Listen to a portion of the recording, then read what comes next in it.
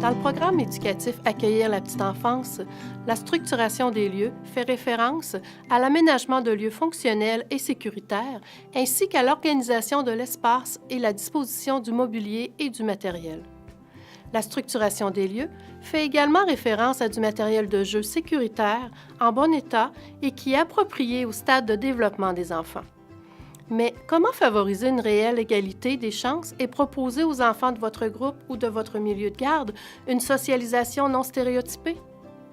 Pour présenter à tous les enfants un large éventail de possibilités, un bon point de départ est d'utiliser des couleurs plus neutres et du matériel de jeu qui interpellera autant les filles que les garçons. Regardez autour de vous. Est-ce que les couleurs utilisées interpellent davantage un sexe ou l'autre? Le matériel de jeu favorise-t-il la mixité? Et si la petite cuisinière était blanche plutôt que rose, est-ce que les garçons joueraient un peu plus avec? Dans une volonté d'offrir une socialisation non stéréotypée, je vous invite à offrir aux enfants du matériel varié qui saura interpeller chacune et chacun, mais qui stimulera aussi de nouveaux intérêts. Qui sait, peut-être que les jeux que vous pensiez seulement destinés aux filles seront aussi appréciés par les garçons.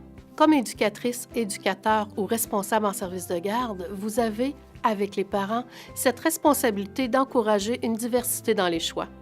Cette diversité contribuera à développer un large éventail d'habiletés et de champs d'intérêt non stéréotypés chez les enfants de votre groupe ou votre milieu de garde.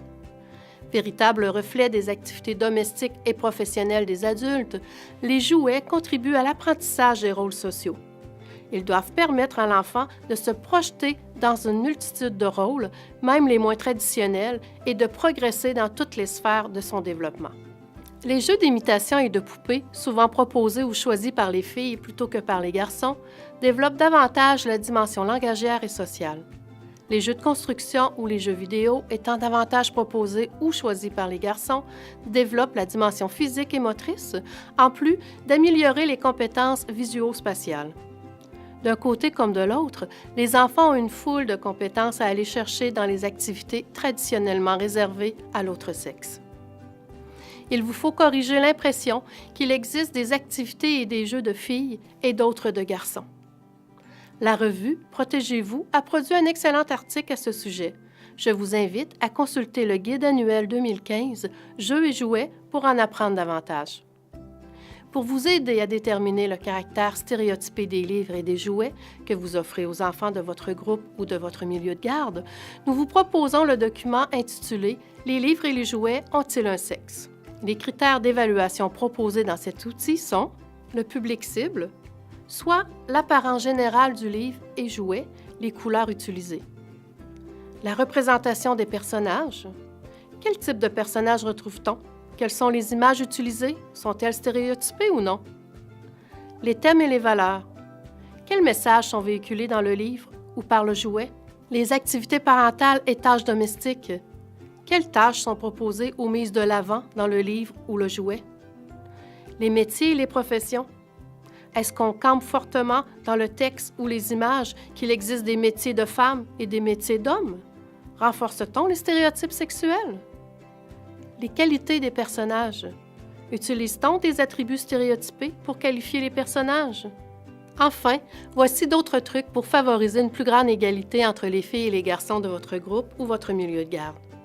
Offrez un maximum de livres, de jeux, de jouets non stéréotypés et même qui déconstruisent les stéréotypes. Proposez différents coins de jeu qui soient invitants autant pour les filles que pour les garçons. Portez une attention particulière aux images affichées dans le local, comme par exemple le tableau des responsabilités ou des routines. Choisissez des images où il n'y a pas d'enfants. Il serait donc clair que la responsabilité ou la routine s'adresse à tous les enfants.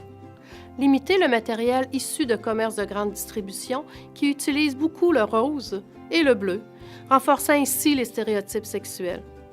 En faisant ces efforts, vous contribuez à une plus grande égalité entre les filles et les garçons.